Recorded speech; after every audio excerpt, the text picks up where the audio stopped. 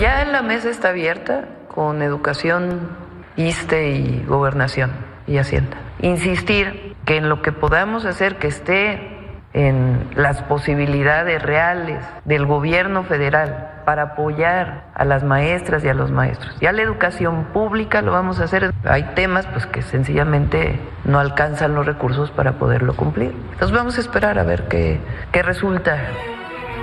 Buenas noches, gracias por brindarnos el honor de su sintonía. Así fue como la presidenta descartó reunirse con la CENTE, que insiste en mantener diálogo directo con la mandataria. Ella dijo que la mesa está abierta con secretarios federales que esperan la respuesta a las propuestas hechas para atender las demandas del magisterio, ver si levantan su plantón, y confió en que la CENTE no boicotee la elección judicial. Criticó las afectaciones a los habitantes de la ciudad. Mientras que la CENTE se manifestó de nuevo en vialidades de la Ciudad de México, los maestros anunciaron que mañana decidirán en su asamblea si aceptan los ofrecimientos del gobierno federal y también si van a movilizarse el domingo. Insistieron en que las propuestas del gobierno no resuelven sus demandas, sobre todo la de abrogar la ley del ISSSTE de 2007, pero serán las bases en todas las entidades las que decidan. No se equivoque, presidenta, que piense que nos vamos a ir con las manos vacías.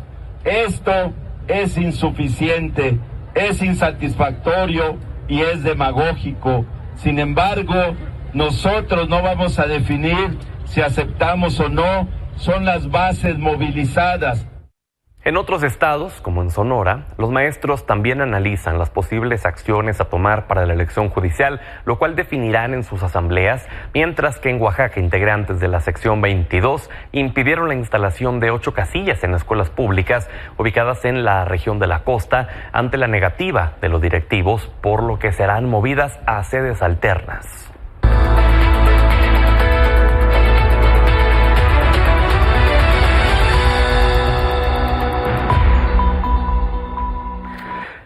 Pues ya a un par de días de que se lleve a cabo estos comicios, recuerde que lo invitamos a que no se pierda toda la cobertura que tendremos de esta elección judicial, de las elecciones locales en Veracruz y Durango, iniciando el sábado a las 19 horas, la noche previa con Víctor Hugo Michel y Janet López Ponce, el domingo 1 de junio a las 7 horas, el arranque de la jornada con Paola Barquet y Jaime Núñez, después a las 10 horas, la mesa de análisis con Tania Díaz y Héctor Zamarrón, a las 13 horas, toda la información con Samuel Cuervo y Débora Estrella, a las 21 horas estará Alejandro Domínguez y Carlos Zúñiga, además de la mesa de análisis con Elisa Lanís, un servidor y los especialistas, los analistas más especializados en este proceso electoral. Recuerde, este fin de semana tenemos toda la cobertura de la jornada electoral a través de Milenio Televisión y Canal 6.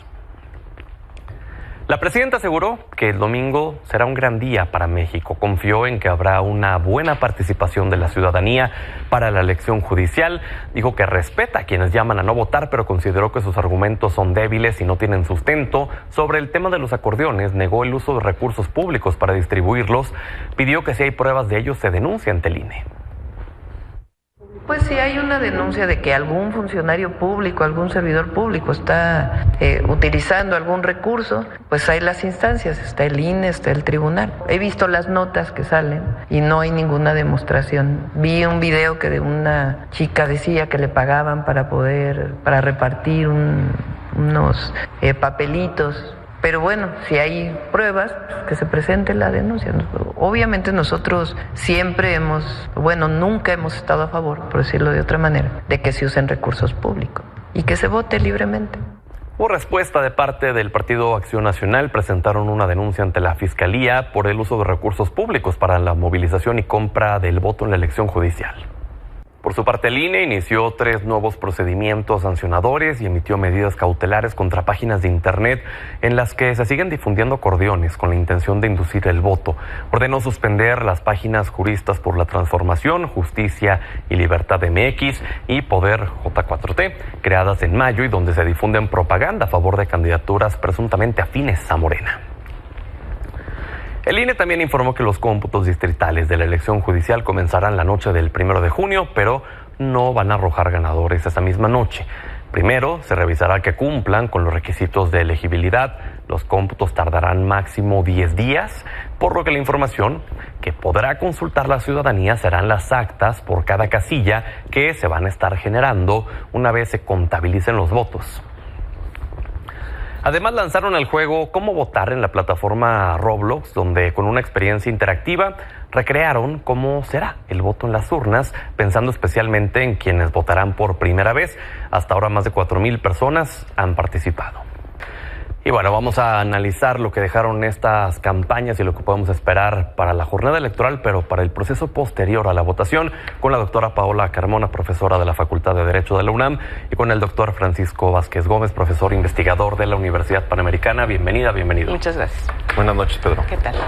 Si pudieran definir todo este proceso de campañas como tal, solamente las campañas, ¿cómo lo podrían definir, Paola?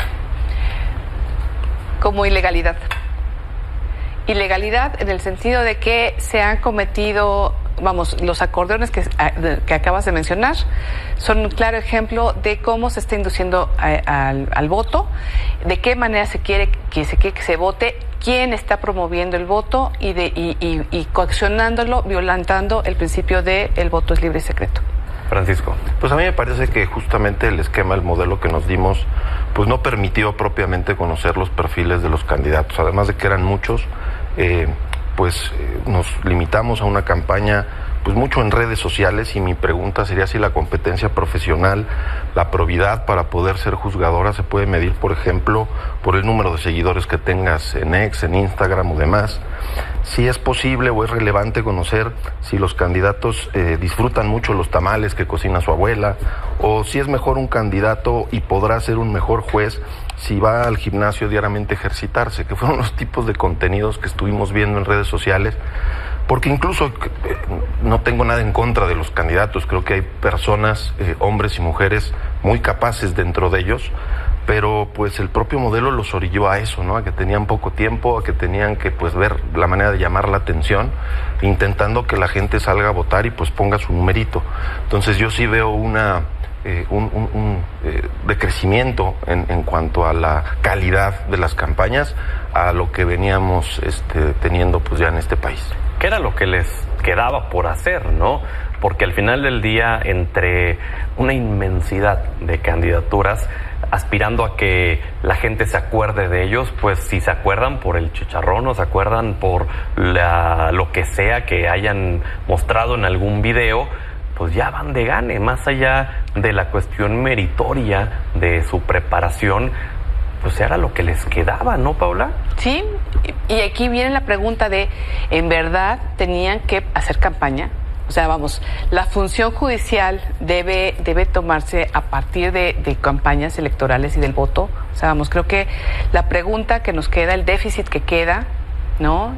Tanto jurídico como ético, está presente, ¿no? Y se va a ver reflejado también con posterioridad en las impugnaciones. Una de las personas que vino a entrevista, aspirante a la Suprema Corte, justamente le preguntaba respecto a, no sé, se sentía incluso hasta degradado de tanta preparación y terminar haciendo campaña así, y me decía, pues si se acuerda de mí la gente al momento de votar por eso, no me importa tragar sapos. Exactamente. Y pues bueno, ahí es donde yo veo muchos colegas que, insisto, gente muy, muy preparada que pues de una u otra manera se está quebrando internamente, ¿no? Por tener que estar jugando con estas reglas del juego. Fíjate, nosotros en la Universidad Panamericana, y quiero agradecer a mi colega y amigo el doctor Fernando Batista, porque me acercó unos datos que me parece que son relevantes de cara a lo que va a pasar el domingo. Como lo hemos dicho acá, se van a elegir 881 cargos a nivel federal, ¿no? De un universo de 3,423 candidatos, después de que se cribaron 15,185 aspirantes, ¿no? Es decir, estos datos me parece que son objetivos. Ahora, ¿por qué es importante tener el universo? Porque de estos 3,423 candidatos, solamente el 20% proviene del Poder Judicial. Y de ese 20% solamente el 14% son jueces o magistrados. Eso quiere decir que el otro 6% son secretarios de tribunales o secretarios de juzgados. ¿Esto por qué es importante? Porque de una o de otra manera, si bien es cierto, no podemos tampoco caer en la falacia de que se requiere una carrera judicial para poder ser un buen juez. Insisto, ha habido jueces que sin esa experiencia lo han hecho muy bien, incluso en la Suprema Corte. También es cierto que algo garantiza la carrera judicial. Por ejemplo, con los datos que nos arroja el Consejo de la Judicatura de la reforma de 1994, más o menos se tomaba aproximadamente de 15 a 19 años de experiencia judicial el poder que una persona pudiera llegar a ser juez o magistrado, para que nos demos cuenta lo que implicaba esto, ¿no? Es decir, en primer lugar accedías como oficial judicial, te tardabas en promedio 3.4 años, después ascendías a actuario judicial, te tardabas ahí como 1 año y medio, y después secretario judicial, y ahí más o menos en promedio duraban 11.4 años, para luego tener que hacer un examen de oposición y poder aspirar a una titularidad del juzgado del tribunal. Si bien es cierto, no es tampoco una garantía, si al menos desde el punto de vista objetivo, lo que sí podemos llegar a concluir es que hoy por hoy, con el porcentaje de personas candidatas que tenemos que se dedican a la carrera judicial, la mayoría no va a tener esa experiencia, y ya lo comentábamos en otras mesas, Pedro. Ahí es donde viene, ¿no? ¿Qué pasa después del 1 de junio? Tendremos que desde la academia seguir en esta lógica de ser observadores, ¿no? Para ver cómo es que se empieza a desarrollar la justicia, si va a haber parálisis, esa curva de aprendizaje que evidentemente se va a tener que recorrer. ¿Qué consecuencias nos va a generar? Hasta este momento, hasta este corte de caja previo ya a que se den los comicios, ¿hay algo que pudieran rescatar, algo positivo que pudieran rescatar de este proceso, Paola? Pues mira, yo creo que los abogados hablamos de un argumento contrario sensu, o sea, es todo lo que no se debe hacer. Parecería que la reforma se diseñó, ¿sí?, pensando de qué manera se podía destruir el Poder Judicial.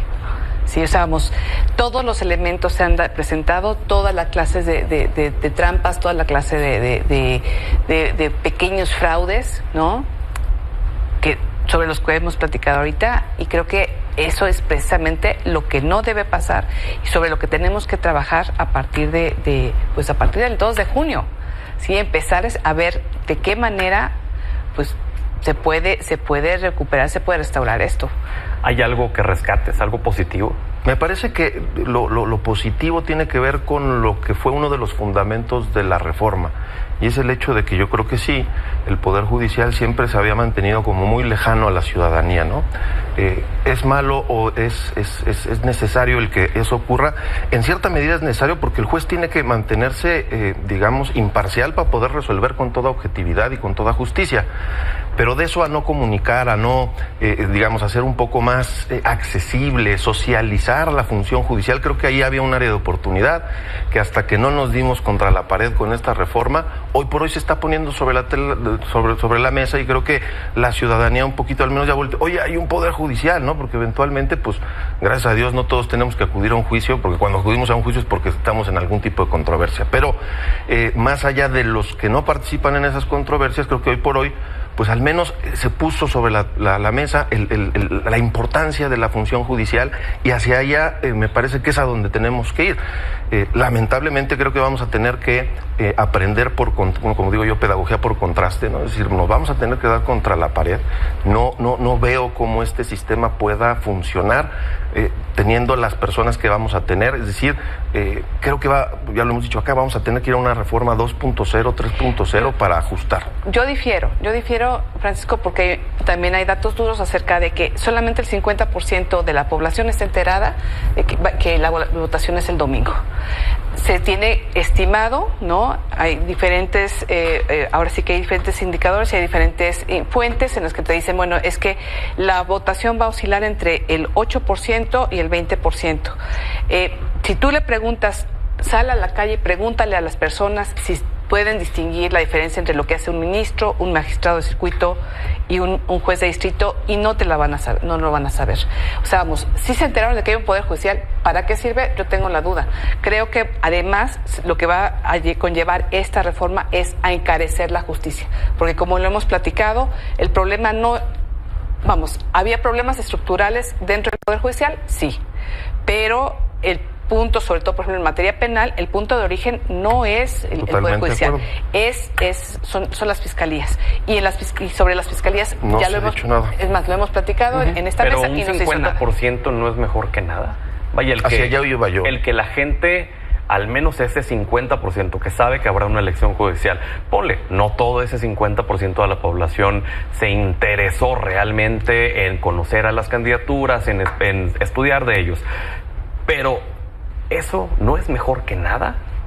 ¿No es mejor a que la gente siga siendo apática al Poder Judicial, a que siga desconociendo quiénes son los jueces, quiénes son los magistrados, qué hacen, como bien lo decías? No es mejor que nada. Pero, a ver, mi pregunta sería, o sea, ¿realmente están interesados en el Poder Judicial o van a ir porque le están dando un acordeón y lo están presionando para que vayan a votar? Bueno, o sea, pero no podemos generalizar en que todos van a ir con un acordeón dado por alguien en alguna institución. Pero vamos. Abogando por los que sí se dedicaron, que sí tuvieron esta cantidad inmensa de horas que se necesita para poder conocer a las candidaturas. Abogando un poco por ellos. Al menos ese pequeño porcentaje de población no es mejor, y que de ahí se vaya incrementando en el 20%. Lo que vamos a pagar es muy alto. O sea, el costo que vamos a pagar por este experimento es altísimo. Sí, el análisis de costo-beneficio. Sí. Y hay otro elemento, perdón, doctora, que creo es importante, que tiene que ver con lo que va a pasar después del 1 de junio. Más allá de la curva de aprendizaje y todo esto, hay un elemento estructural en la reforma que es importante mencionarlo. El tema de los tribunales de disciplina judicial. Fíjate que hoy por hoy en la Constitución, a partir de una reforma del 15 de noviembre del 2024, encontramos en el artículo 17, que es el acceso a la justicia, la obligación de los jueces de tener que resolver los asuntos en 6 meses. Si no lo hacen en 6 meses, van a tener encima al Tribunal de Disciplina Judicial. Eso es preocupante porque, por un lado, vas a tener a personas que a lo mejor estén en curva de aprendizaje, pero por otro lado tienes esa espada de Damocles que lo que hace es desconocer cuál es la operación jurídica de cualquier juez. Hoy por hoy los jueces tienen que aplicar los derechos humanos de tratados internacionales. ¿Y cuántos son? Aproximadamente 180 o 190 tratados internacionales. Resolverlo de la mejor manera que más se proteja a las personas, a sus derechos, y pues no son temas sencillos. Hay derechos de los niños, hay temas de alimentos, temas de arrendamiento, en fin. El derecho no son matemáticas, ¿no? El 2 más 2 no son 4, y el hecho de que tengan ahí, ¿no?, la espada de 6 meses, en 6 meses no resuelves. No se trata de resolver, las sentencias no son enchiladas, y habrá unas que tomen mucho más tiempo, habrá otros casos más sencillos, pero no se puede medir o cuantificar, y ahí es un tema que está como mecanismo en la Constitución. Siguiendo no sé con tu argumento, hubo un experimento que es la Sala Constitucional de la Ciudad de México, dentro de la Constitución. Se preveía lo mismo, han pasado 8 años y no hay, o sea, también se preveía que salían los asuntos entre 3 y 6 meses y ha sido un fracaso. Ese es un punto. Respecto al Tribunal de Disciplina, coincido contigo, y además hay otro aspecto también que se debe considerar.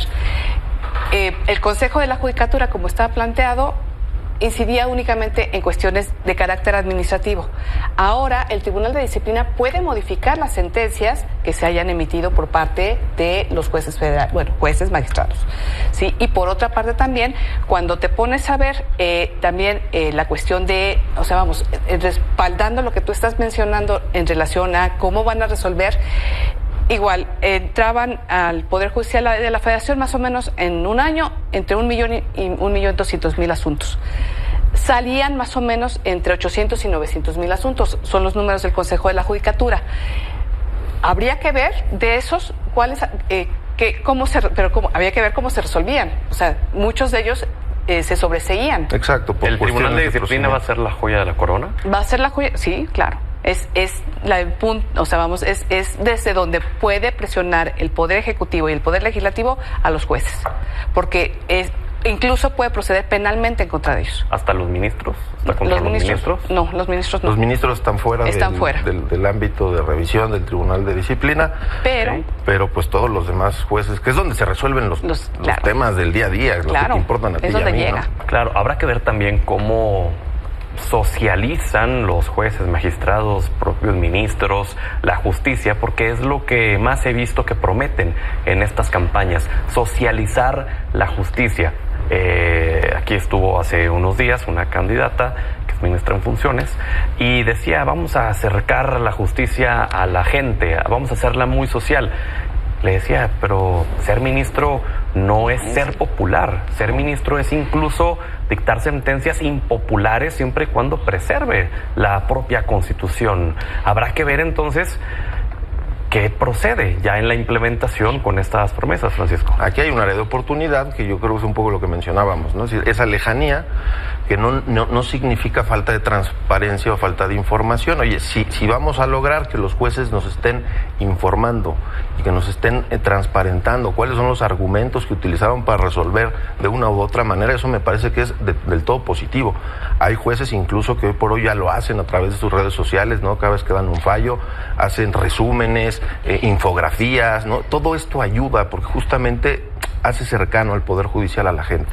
Pero no más de eso, porque como tú dices, el Poder Judicial por naturaleza tiene que ser molesto a los otros dos poderes. No resuelve conforme a lo que quieren o les conviene, sino conforme a lo que establece la Constitución, y pues muchas veces no van a estar de acuerdo con el Poder Ejecutivo, el Poder Legislativo. Así debe de ser.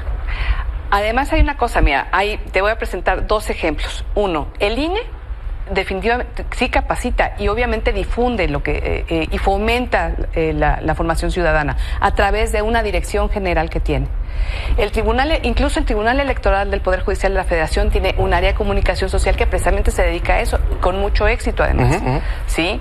Además del papel que, o sea, la tarea que llevan a cabo los propios magistrados del Tribunal Electoral. Quizás eso cae más bien en una cuestión de carácter administrativo, o sea, acercar y poner en contexto lo que es el Poder Judicial.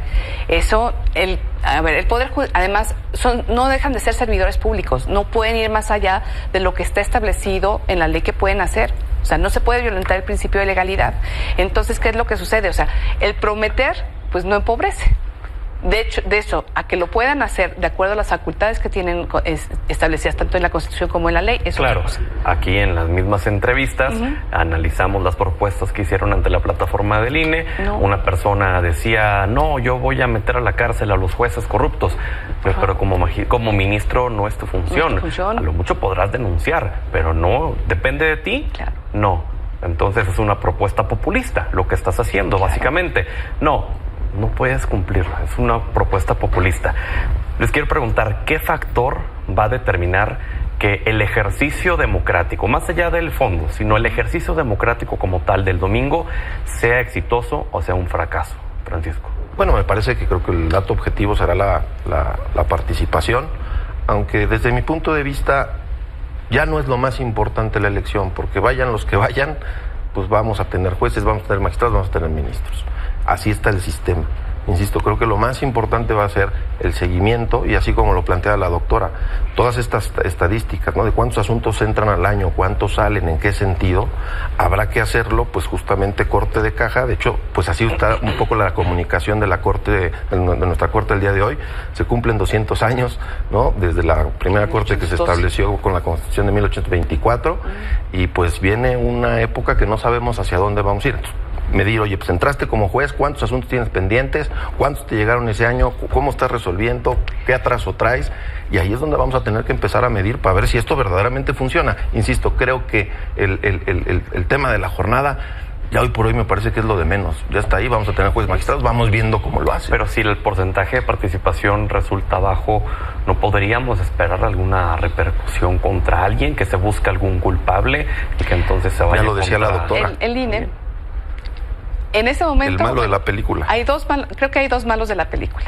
Y la misma presidenta Sheinbaum lo ha indicado, sobre todo con el primero. Toda esta semana se dedicó a señalar que por parte de la CENTE se está tratando de boicotear la elección. Ese es el punto, el primero, ¿sí? Que quizás le sirve como carta de negociación para ahora sí que negociar con la CENTE. Y lo segundo, pues es obviamente el INE va a ser el responsable. Ya lo habíamos platicado también, o sea que el éxito, el fracaso de esta elección va a depender la persistencia del INE como lo tenemos regulado en este momento. Es muy probable que para el 2027 sí cambien las reglas. Es decir, si la participación es abajo, es de un solo dígito, ¿podríamos esperar un ataque al INE? Pues a ver, aquí creo que son 2 factores. Uno es el grado de participación, pero también son los resultados. Que los resultados, a fin de cuentas, sabemos que hay cierto sesgo y además hay un punto, ya lo hemos platicado también, ¿no? Respecto a que en la votación los ciudadanos no van a contar no van a contar las boletas, no hay cadena de custodia, las Fuerzas Armadas se van a llevar las urnas al INE, ahí las van a contar, no se van a anular los votos, o sea, hay dudas razonables respecto a los resultados, cómo van a salir los resultados, pero ya estamos viendo también que ya hay una predisposición a partir de lo que serían los acordeones, ¿no? Entonces, digamos que hay un ecosistema, ¿no? Que te lleva a prever que la elección no va a ser en ese sentido exitosa. Francisco, y contigo terminamos. Pues creo que sí, sin duda alguna el INE va a ser uno de los puntos de reacción del gobierno y pues la poca oposición también, es decir, porque si hay poca participación, entonces los malos de la película vamos a ser nosotros, me incluyo, porque pues yo he dicho que no voy a votar y tengo mis razones. Entonces, pues yo creo que eso va a servir como una narrativa y si le sumas que hoy por hoy, pues y eso hay que reconocerlo, ¿no? Tiene un 80% de aprobación la presidenta Sheinbaum, pues claro, se junta el hambre con las ganas de comer, ¿no? Es decir, ¿cómo va a poder, catalizar ese apoyo electoral y esa falta de participación con el ataque al INE? Pues, híjole, lamentablemente no, espero que no sea así, pero que vayamos a perder a otro órgano constitucional autónomo que fue, dicho sea paso, el primero que nos dimos y el primero que nos ayudó a ir generando esto que hemos conocido como transición democrática en nuestro país. Es el hilo más delgado. ¿Tú vas a votar? No estoy segura, yo creo que no. Yo creo que si voy, anulo el voto. Bueno, pues entonces el domingo estaremos analizando ya en la noche lo que sucedió con esta jornada. Gracias por haber estado con nosotros. Gracias. Y como cada viernes vamos con Ricardo Monreal y Antilogía.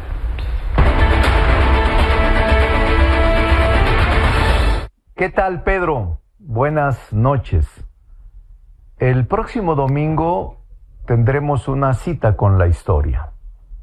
Después de 200 años del México independiente, que surge a partir de la primera Constitución mexicana en 1824, tendremos la posibilidad extraordinaria de votar por los funcionarios judiciales.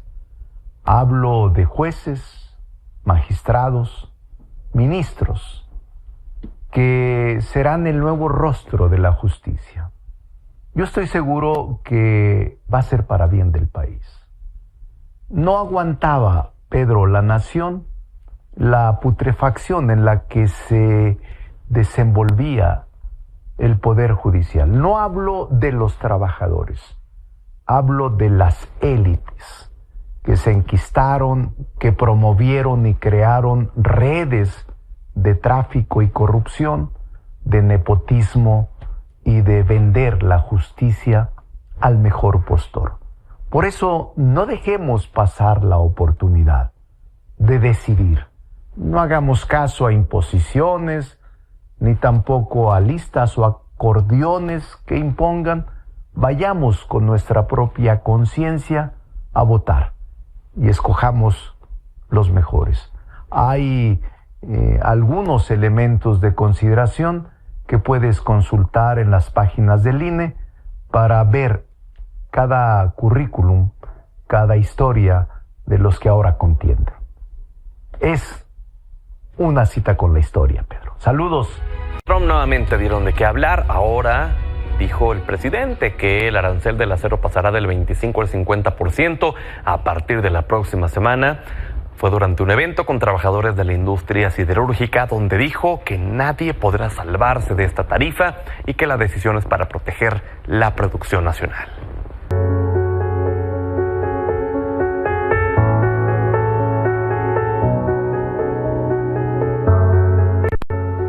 Y hablando de Trump, ¿qué sucede con la tensión que hay entre él y Putin? Talia, bienvenida. Hola, Pedro, muy buenas noches. La verdad es que cosas bastante interesantes han sucedido desde el primer intento de negociación entre Estados Unidos, Ucrania y Rusia. Pues ya sabes, las negociaciones medio fallidos de Estambul que sucedieron hace como justo un par de semanas. De repente Trump cambió su discurso de una manera muy drástica hacia Putin. Entonces, justo hace 2 días estuvimos viendo una entrevista bien coloquial donde Trump estaba llamando a Putin loco, casi dándoles un ultimátum, dándoles 2 semanas a que se arreglen sus problemas, a que ya no ataquen. Y Putin, como respuesta, prácticamente ignoró todo ese cambio de discurso y dijo muchas gracias a Estados Unidos por todo el apoyo, y se sentaron a negociar otra ronda de negociaciones que justo se confirmó que se va a hacer este lunes en Estambul otra vez. Al parecer los 2 países van a estar mandando las mismas delegaciones. Estados Unidos al parecer no va a ir, pero allá está según apoyando. Entonces yo creo que estamos viendo un fenómeno muy interesante, como Trump está creando por sí solo un caos calculado, yo diría, Pedro. O sea, la famosa estrategia de crea un problema y luego resuélvelo para ser un salvador prácticamente. Entonces, es bastante sospechoso como Estados Unidos tiene tanta como presión según para resolver esa guerra. Un día apoya a Rusia, el otro día habla mal de Putin y no se sabe qué está sucediendo. Pero esa promesa de ser el salvador pues va desde campaña, ¿no? Y fue parte de lo que hizo que algunos estadounidenses votaran por él, muchos específicamente, que dijo que desde el día 1 de su mandato iba a resolver esta guerra, y luego dijo, no, es más, desde antes de llegar al poder yo lo voy a resolver. Exactamente, entonces el discurso es muy chistoso porque prácticamente Trump dijo que sin él ni siquiera pudieran haber llegado a esas negociaciones, pero no existe un cese al fuego hasta el momento. Las partes, o sea, Ucrania ahorita quieren un cese al fuego al menos de 30 días. Rusia insiste que quiere argumentos de fundamento, pues prácticamente Rusia va a querer garantía de no expansión de la OTAN, no solamente para Ucrania, sino otros países postsoviéticos que están alrededor, como Moldavia, como Georgia, que posiblemente podrían tener esas aspiraciones proeuropeas. Entonces, claramente no hay una solución y actualmente Rusia ocupa 1/5 de Ucrania. Entonces, no han habido cambios, pero vemos una participación incluso más agresiva esta semana de más drones rusos en el territorio ucraniano, y al mismo tiempo países como Alemania, Francia, Estados Unidos ya están dando visto bueno para uso de armas de largo alcance ucranianos en el territorio ruso. Entonces, por un lado está el discurso de que queremos paz y negociación y allá está la mesa, pero yo no voy a ir, y están alimentando también ese discurso, otra vez satanizando a Putin, y Rusia nomás se está quedando callado. Entonces, ¿qué está pasando pues? ¿Cómo afecta al mundo esta guerra? O sea, las personas que nos están viendo hoy en día en sus hogares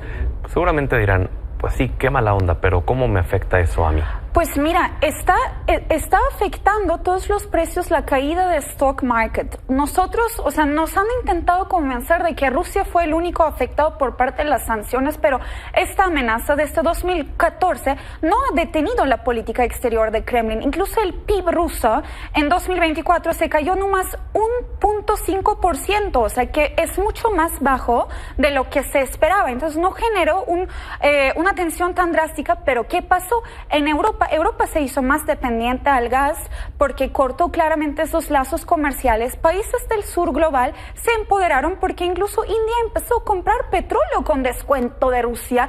Países como China, países como Turquía del sur global están lucrando porque están cerrando nuevas alianzas. Y en esta parte del continente, pues una inflación muy drástica en Estados Unidos, una inversión estadounidense de los impuestos estadounidenses que se quitaron de los migrantes que ahorita van a deportar, se fueron a esa guerra. También por eso tanto cambio de discurso de Trump y él tan frustrado según para arreglar esa guerra, pero es complicado y por eso Estados Unidos también va a querer explotar estos recursos y claramente usarlos en su territorio. Con que Estados Unidos se empodere más, van a discriminar más a los latinos, van a haber más deportaciones, van a tener menos integración internacional y la guerra con China se va a poner más agresiva porque incluso está comprobado muchos nuevos bases militares alrededor de China, Pedro.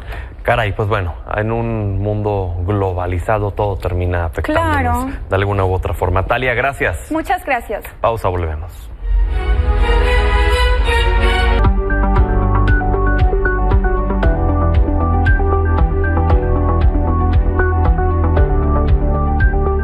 Jesús Hernández, ¿por qué China nos está haciendo comprar más autos? Buenas noches, Pedro, y a la audiencia. Pues porque hoy ya no lo hemos notado, pero poco a poco estamos invadidos de autos chinos. Resulta que hace 10 años probablemente no lo veíamos, ¿no? Y aunque hay autos fabricados en China que empezaron a llegar con el siglo, en el 2000, y hubo un primer experimento en 2008 que trajo los famosos FAO que no resultaron, ¿no? Pues a partir de 2015, 2016 se empezó ya a notar el auge y, como podemos ver en las cifras, empezó a crecer exponencialmente desde que pues el INEGI empezó a registrar desde 2017 la demanda de 2016, cuando ya empezábamos a ver ventas de ya 1,000 unidades en 2016, que luego fueron en 2017 5 y que en 2024 ya son 302, casi 303 mil autos vendidos, y para 2025 puede llegar a 400. Estamos hablando de un crecimiento de hasta 12% anual, más o menos. Que se puede explicar en la forma tan accesible que pusieron la tecnología al alcance de todos, ¿no? O sea, un auto, incluso el tema de los eléctricos, de los híbridos, cuando antes eran incosteables, hoy en día ya están en un precio muy accesible. Esa es una de las principales ventajas, y que de hecho ha influido en que tengamos una importación cada vez más significativa de China. Por ejemplo, 35% de los autos que se consumen en México se arman en México, pero del 65% restante, 21%, es decir, 13.7, ya vienen de China. ¿Qué está marcando esto? Pues básicamente 4 puntos fundamentales que están determinando el mercado mexicano. El primero, como bien lo dices, es el precio. Y es que cuando ves dos modelos equiparables entre sí, con las mismas prestaciones, del mismo segmento, digamos, puede ser el auto chino hasta 22% más barato, como lo podemos ver en esta comparación, donde, pues, si bien un Corolla de 421 mil para este año lo compras en 299 contra un MG que está en esos casi 300, pues la diferencia es bastante grande. Hay una excepción, que es el Beat Dolphin, que está ligeramente arriba, 9,000 pesos arriba del Nissan Leaf, que según los expertos son equivalentes. Pero en una versión, yo creo que la más equipada, porque la versión de entrada de ese está en 332,000 pesos. De hecho, llegó al mercado mexicano a ser el eléctrico más barato de todo el mercado. Así es, y eso está determinando en que una mayor competencia esté dando este fenómeno. Los autos chinos sí copiaron tecnología del mundo, la hicieron más barata, la trajeron, la empezaron a reproducir en todo el mundo, y hoy pueden ofrecer esos precios y una variedad. Actualmente ya hay 28 marcas en el mercado mexicano, y antes de que termine el año van a llegar 7 más. Así que nos vamos a tener que aprender nombres de armadoras como Exceed, WY, Densa, Abarth, IM, Neta, que por ahora Trump no está permitiendo que avancen en sus inversiones. Exactamente, y que de todas ellas habrá que ver cuáles prevalecen más luego ya del auge de estos vehículos chinos. Jesús, se nos acabó el tiempo, pero la información la vemos mañana, ¿no? Por supuesto, lo pueden ver en milenio.com. Gracias, Jesús, y gracias a usted por el honor de su sintonía. Hasta el lunes.